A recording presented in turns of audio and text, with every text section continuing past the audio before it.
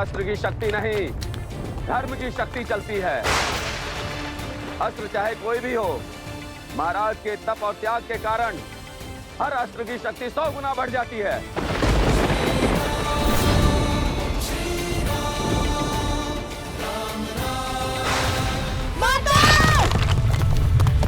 लवकुश!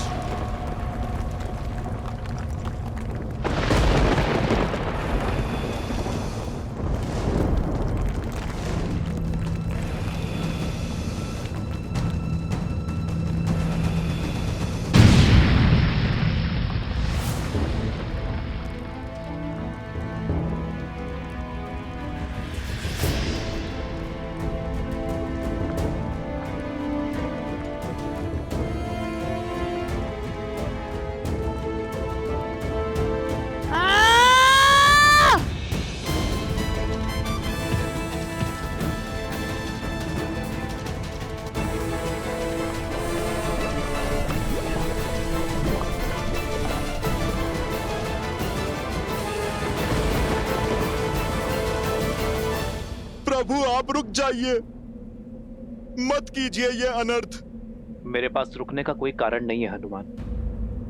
ये दो बालक अयोध्या के मान सम्मान को ध्वस्त कर रहे हैं, रामराज्य के स्वप्न का संहार कर रहे हैं। प्रभु, मैं भगवान वाल्मीकि के वचन से बंधा हूं, इसीलिए मैं आपको सत्य नहीं बता सकता, किंतु मैं आपको अवश्य इतना कह सकता हूं, ये जो घट रहा है उचित नहीं है प्रभु।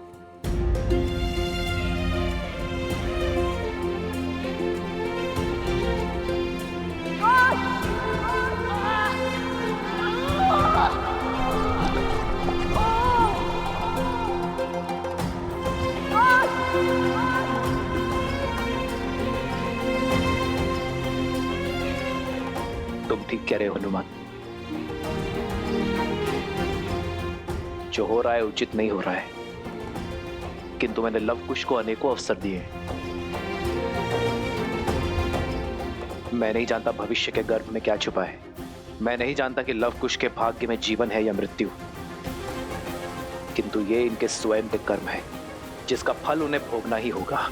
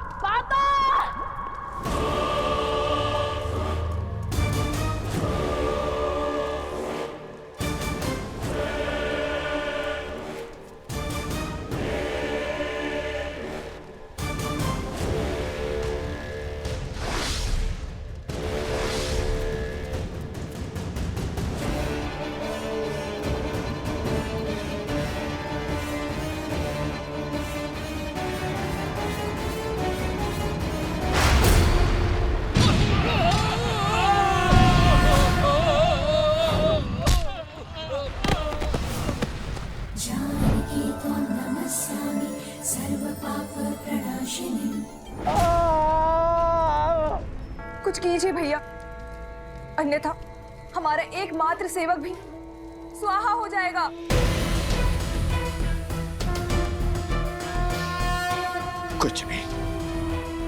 कुछ नहीं कर सकता मैं। ये चंचलाक्षी है। क्या हुआ है आपको भैया? कौन है ये चंचलाक्षी? कैसे जानते हैं आप इसे? क्या नाता है आपका उससे? बताइए भैया, उत्तर दीजिए भैया। कौन है ये चंचलाक्षी? क्या हो रहा है आपको भैया? भैया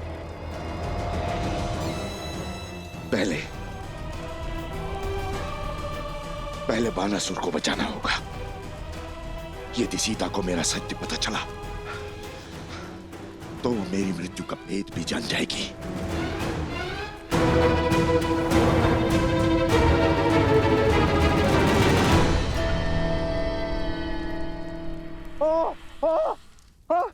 महाराज बचाइए, बचाइए महाराज। माता! माता!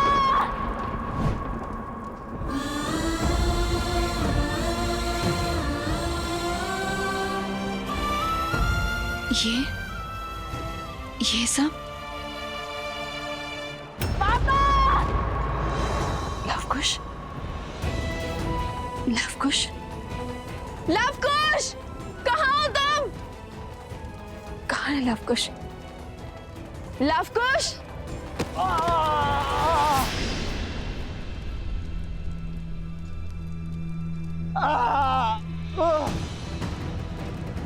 ये अवश्य इन असुरों की कोई माया थी, मेरे मंत्र जाप में विघ्न डालकर भाग निकलने की इनकी युक्ति थी।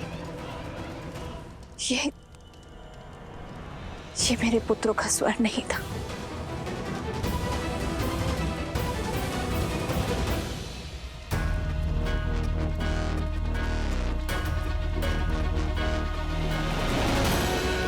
रुक जाओ दुष्ट!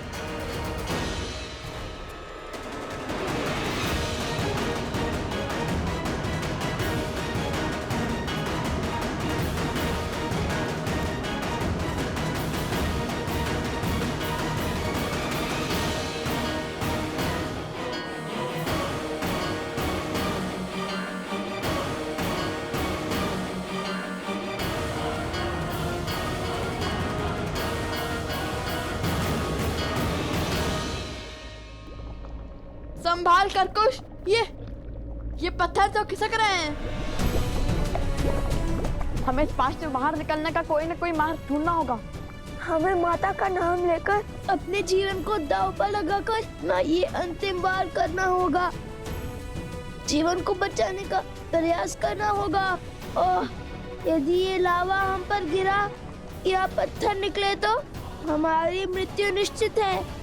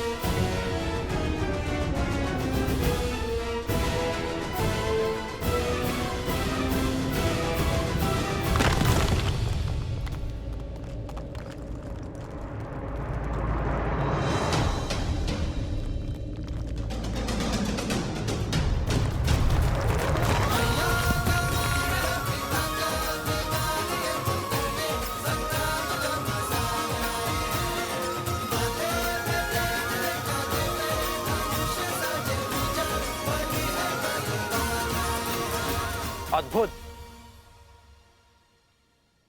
मैं जानता था तुम दोनों अवश्य लौटोगे। तो बताओ, मृत्यु के इतना समीप जाने के बाद क्या इच्छा है तुम्हारी? क्या आप भी मुझसे युद्ध करोगे? क्या समर्पण करोगे? बालकों, मान जाओ प्रभु की बात। स्वीकार कर लो प्रभु का ये अवसर, स्वीकार कर लो।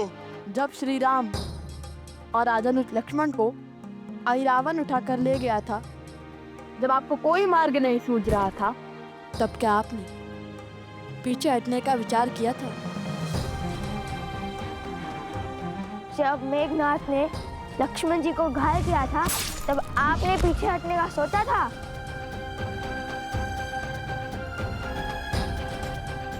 जिनके पास धर्म का साथ होता है, उन्हें पीछे हटने की कोई आवश्यकता नहीं होती। बालकों, आपको किसने कहा कि हमने अश्वरोग का धर्म किया है?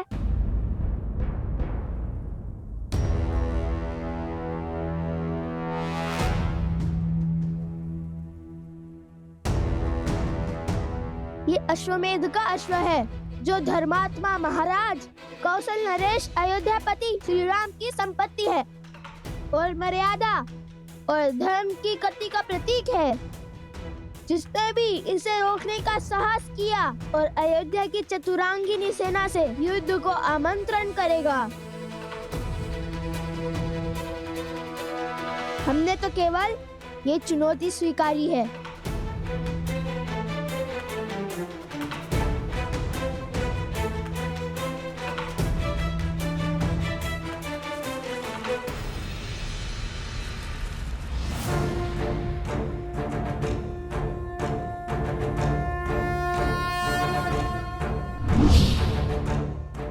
यदि चुनौती ली है तो उसे पूर्ण करने के लिए सच हो जाओ।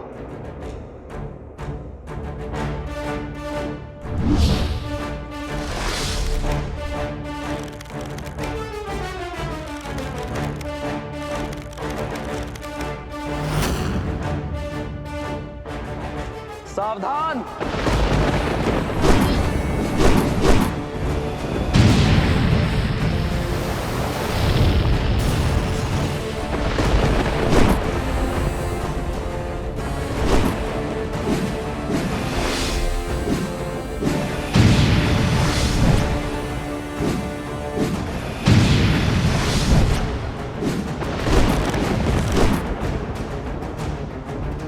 भैया हमारे बाण तो आधे मार्ग तक भी नहीं पहुंच पा रहे। प्रयास करते रहो कुश।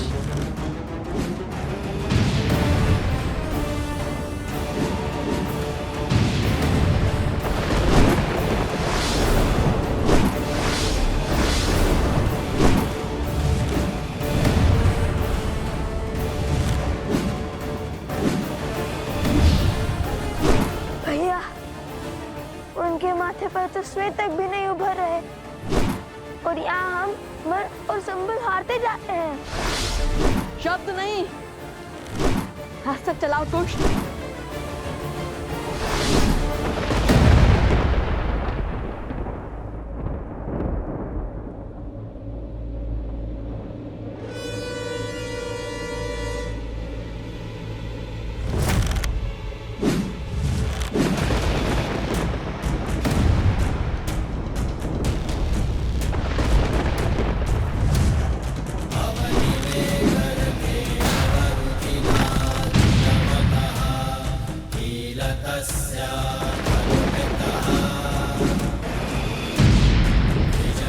किशोर अवस्था में ये बालक श्री राम के सामने खड़े हैं, उन श्री राम के सामने जिनके आगे रावण और बाली जैसे महाबली नहीं टिक पाए।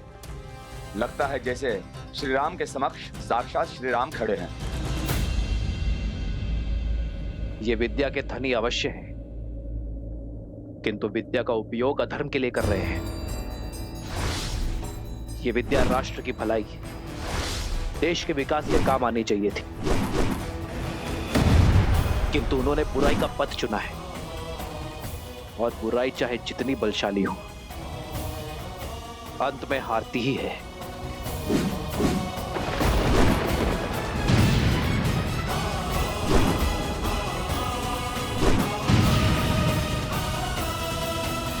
युद्ध आज समाप्त होकर ही रहेगा। या तो ये बालक आज अपना हट त्यागेंगे या फिर प्राण। रघुकुल रीत सदा चली आई, प्राण जाए पर वचन न जाई।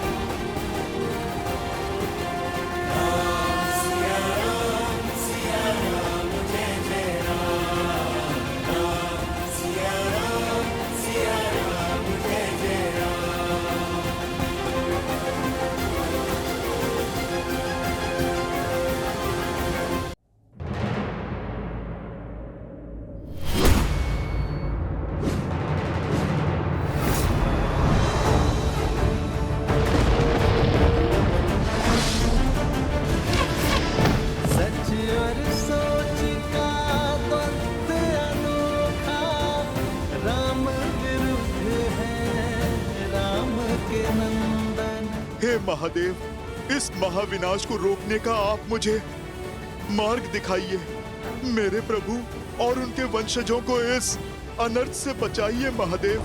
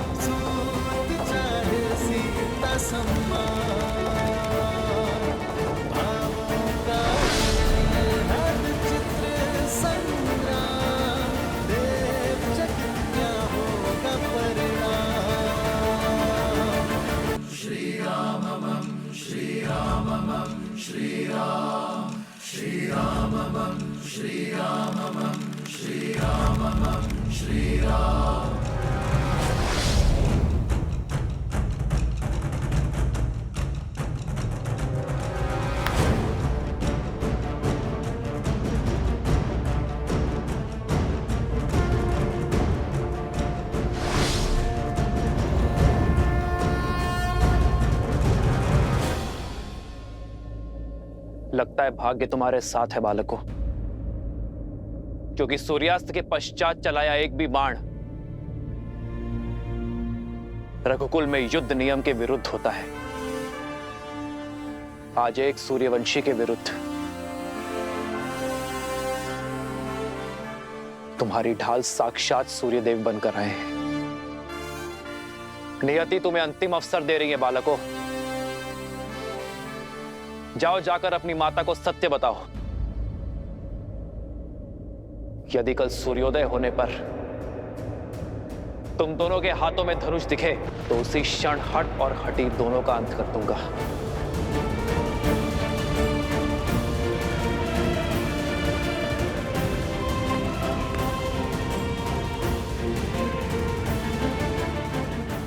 कल भोर होते ही अश्वमेध यज्ञ के अश्व और हनुमान को लेकर मैं अयोध्या के लिए निकल जाऊंगा।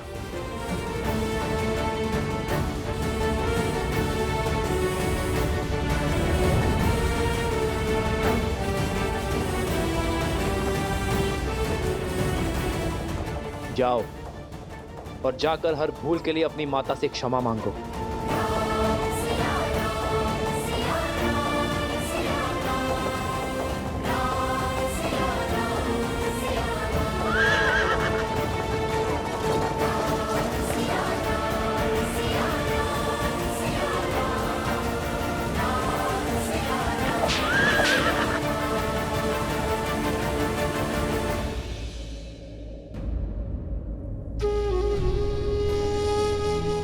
श्री रामचंद्र कृपालु भजमन हरण भव भय दारुणम। कृपा और दया के सागर है मेरे प्रभु श्री राम। यही उनकी महानता है। वो हर एक पापी को अंतिम अवसर देते हैं। उन्होंने रावण तक को दिया था, फिर आप दोनों तो उनके परम भक्त हैं। अपनी भूल सुधारिए। जाओ लवकुश, ये मेरी आपसे विनती है, अपनी माता को सब कुछ सच बता दो। फिर जो माता कहे आप वो ही करना। समझने का प्रयास करो बालकों। आज जो बाण रुक गए वो जलंधर अवश्य चलेंगे, और वो प्रहार रघुकुल के मस्तक पर सबसे बड़ा कलंक होगा। जाओ, आप अपनी माता से बात करो। यदि बता नहीं सकते तो उन्हें यहाँ पर ले आओ। हर समस्या का समाधान स्वयं हो जाएगा बालकों।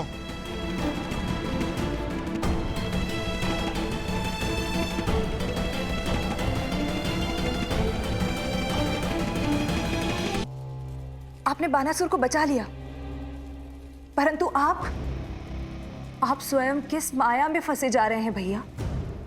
क्या नाता है आपका इस गंधर्वी चंचलाक्षी से?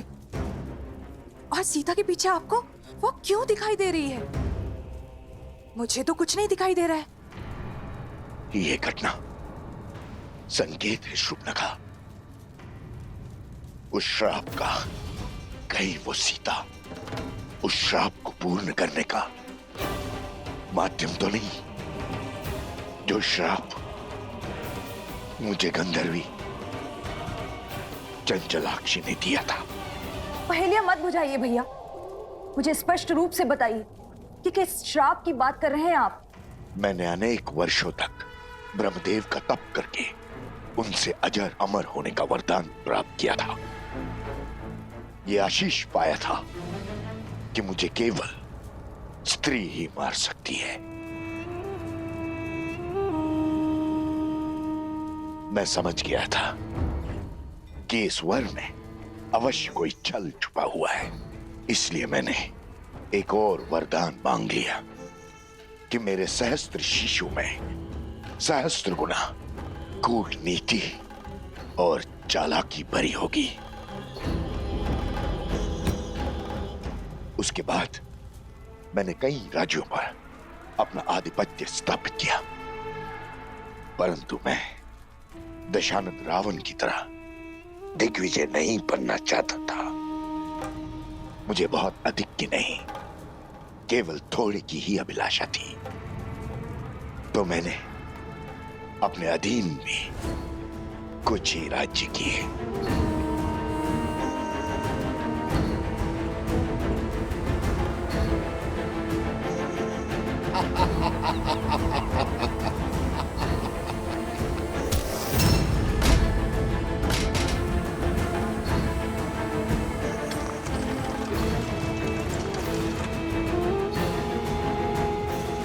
ये है हर किसी को अपने सामने झुकने पर विवश कर देने वाले सहस्त्र मुख।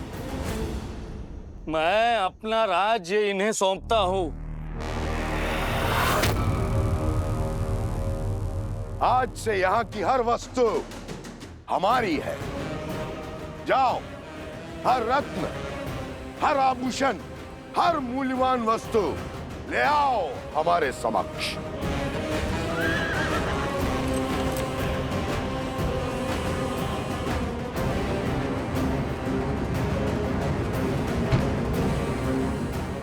चलो सारथी।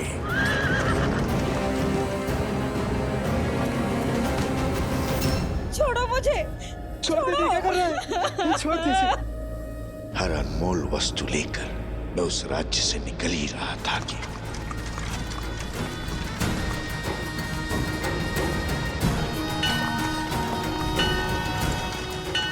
रुको सारथी।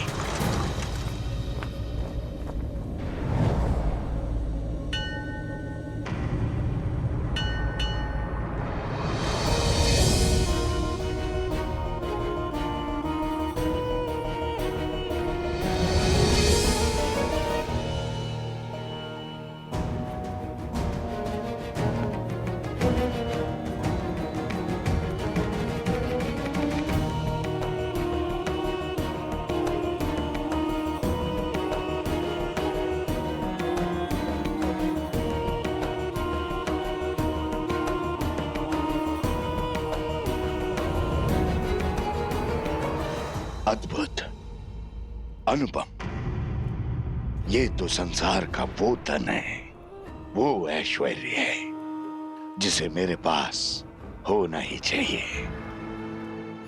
इसे न भोगा, इसे न पाया तो वरदान का लाभ क्या।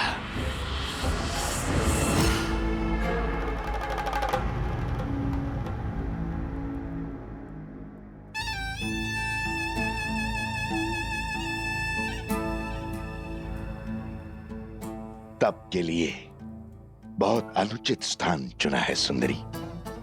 तुम्हारा तप और पूजा सफल हुई, अब कोई आवश्यकता नहीं। अब इस लक्ष्मी या किसी और देवी देवता की पूजा की।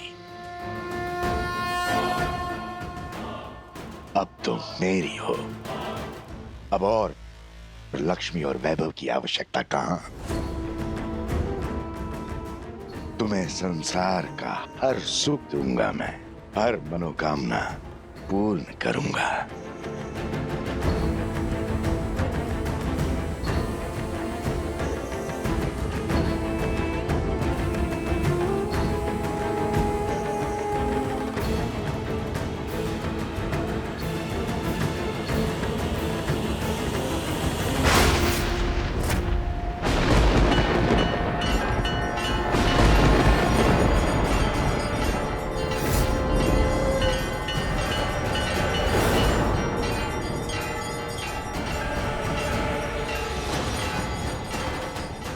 तुम्हारे स्पर्श ने मुझे अपवित्र कर दिया है सहस्त्रमुख। तुम्हारे मलिन मन का इस संसार में कोई स्थान नहीं। जिस शक्ति का तुमने अहंकार पाल रखा है, वही तुम्हारे विनाश का कारण बनेगी।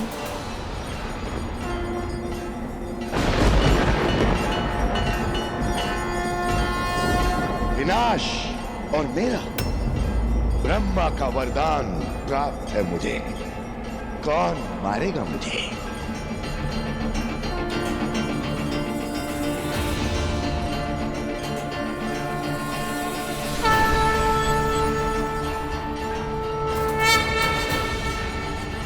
गंधर्वी चंचलाक्षी, जिसके पावन तप को तुमने अपवित्र किया है, मैं तुम्हें श्राप देती हूँ। यदि मेरे माँ के प्रति भक्ति सच्ची है तो मुझे हर पुण्य मिल जाएगा, और जिस माँ लक्ष्मी की पूजा में तुमने विघ्न डाला है, एक दिन उन्हीं का रूप तुम्हारा अंत करेगा सहस्त्रमुख। उन्हीं के स्वरूप से तुम्हारा सर्वनाश होगा।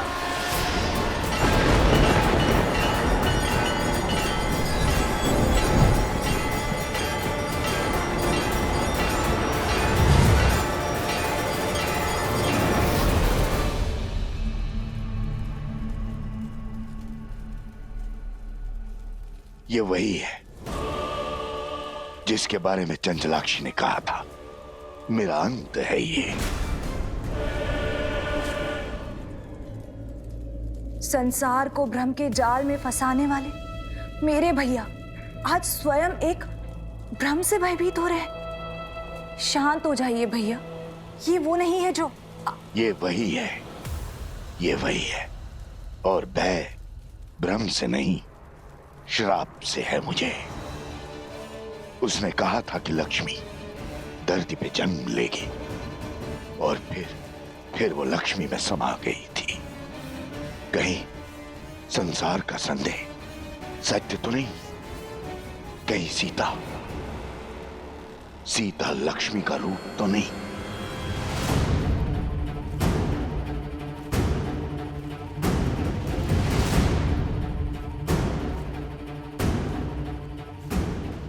मुझे परिचय की क्या आवश्यकता है? पुराना शत्रु हूं तुम्हारा। मेरा पुराना शत्रु कौन हो सकता है वो जो पुनः लौट कर आया है? किंतु मेरी मृत्यु से क्या सिद्ध करना चाहता है वो? हो ना हो, ये बात जितनी छोटी लगती है उतनी है नहीं।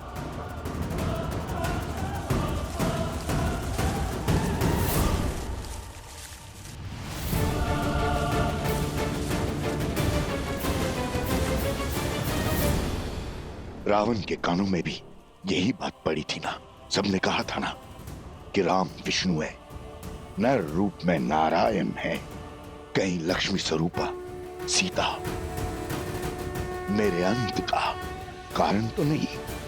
कदाचित तभी न रावण राम का वध कर पाया,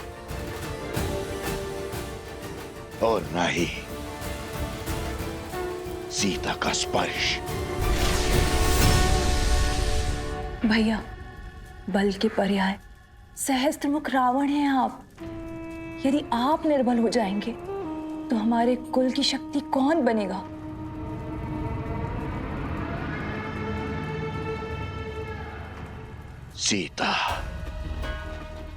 सीता के कारण पूरा राक्षस कुल समाप्त हो गया। सर्वशक्तिशाली दशानंद रावण मृत्यु को प्राप्त हो गया। मैं प्रहार की कोई परीक्षा नहीं दूंगा। मैं लक्ष्मी के समक्ष नहीं जाऊंगा।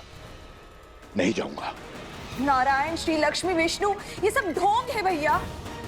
अरे जीवन भर वन में भटकने वाले देवता नहीं अभागे होते हैं। अभागे। जो बात संसार नहीं समझा वो आपको समझनी होगी भैया। मानना होगा कि वो सीता एक साधारण सी स्त्री है। आप स्वयं सोचिए भैया, क्या ईश्वर के अवतार को भी क्या इतनी सारी परीक्षाएं देनी पड़ती हैं? इतने दुखों को भोगना पड़ता है? इतना असहाय होना पड़ता है? विजोग का विष पीना पड़ता है? वो नारायण जो अपने बल से संसार को बदल दे, अपने सुदर्शन से हर पाप का संहार कर दे, क्या उसे 14 वर्ष का वनवास भुगतने की आवश्यकता है? राजपाट, सुख शांति, वैकुंठ छोड़कर दर दर भटकने की आवश्यकता है भैया?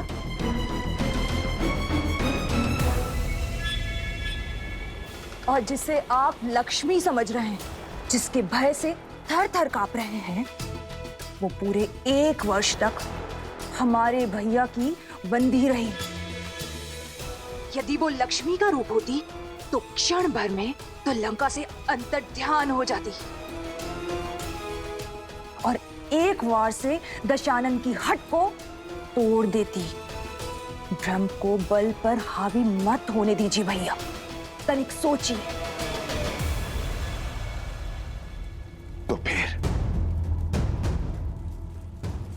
सीता के पीछे मुझे उस चंचला की छवि क्यों दिखाई दी?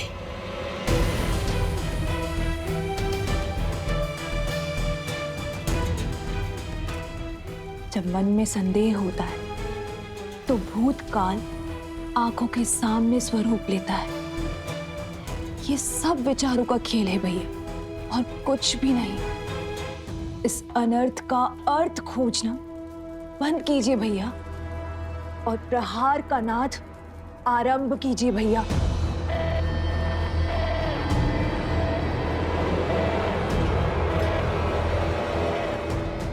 यदि विश्वास हो गया हो तो आगे बढ़े।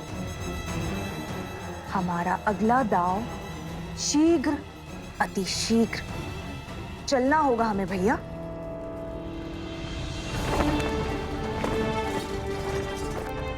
श्री राम,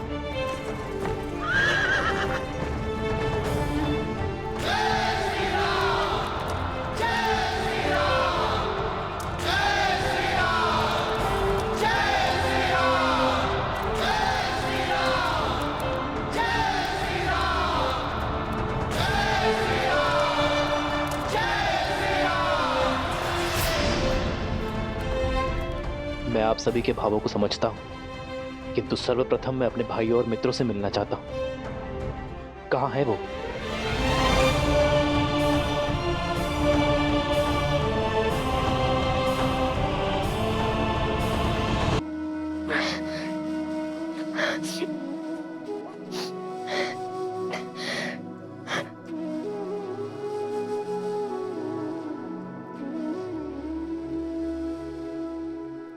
यदि कल सूर्योदय होने पर तुम दोनों के हाथों में धनुष दिखे तो उसी क्षण हट और हटी दोनों का अंत कर दूंगा।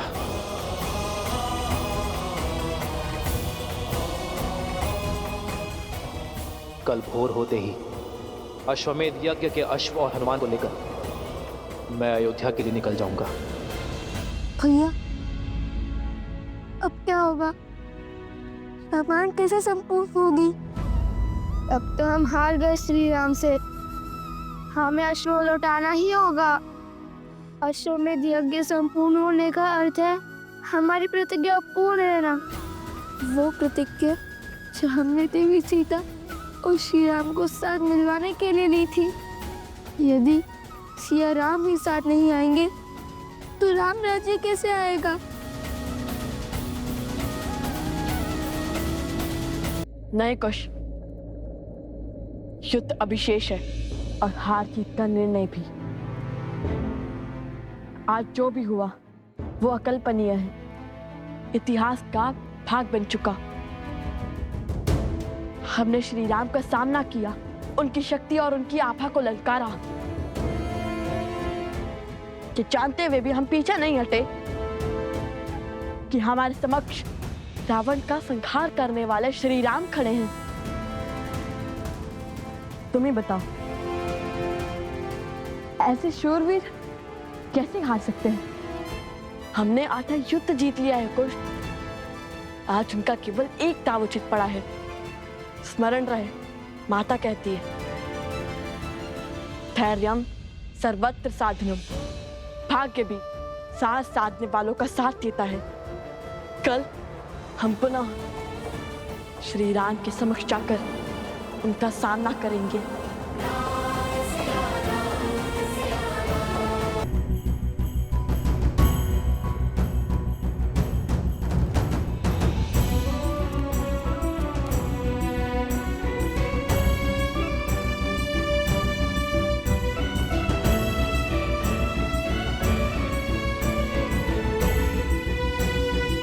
मैं कुछ क्षण एकांत में अपने भाई और मित्रों के साथ रहना चाहता हूँ। जो आज्ञा महाराज।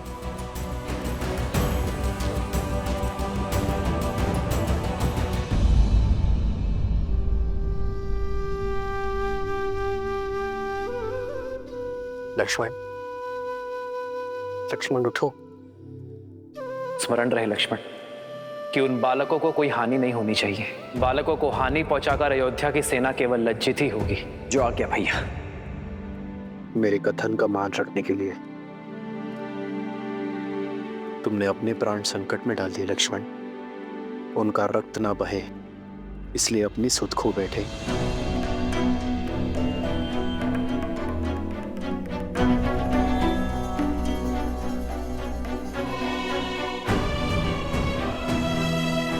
शत्रुघ्न,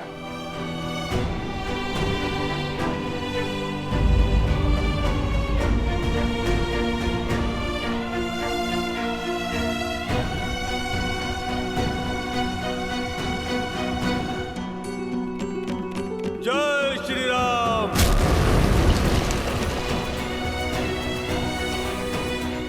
अपने भाई के पापों को पीछे छोड़ आपकी शरण में आया हूं प्रभु। मुझे स्वीकार कीजिए प्रभु। विभीषण,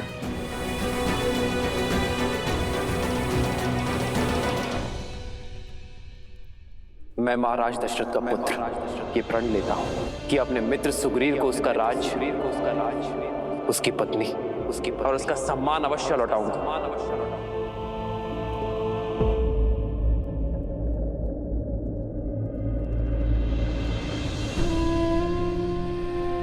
भरत, भरत मेरे भाई,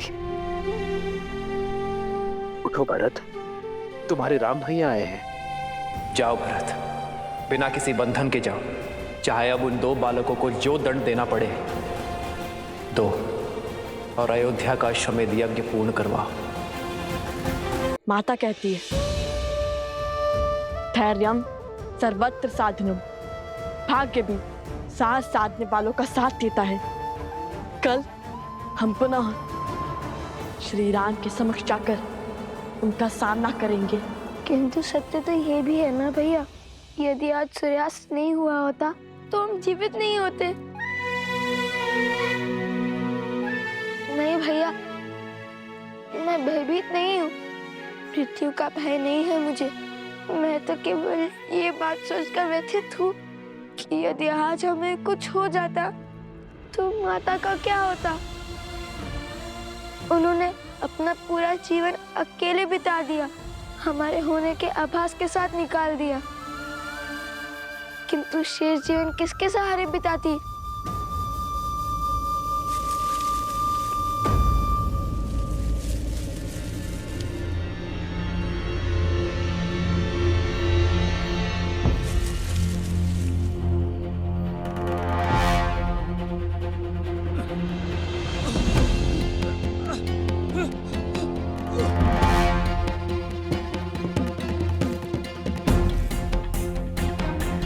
ऋषिवर, ऋषिवर, क्या हुआ आपको? उठिए।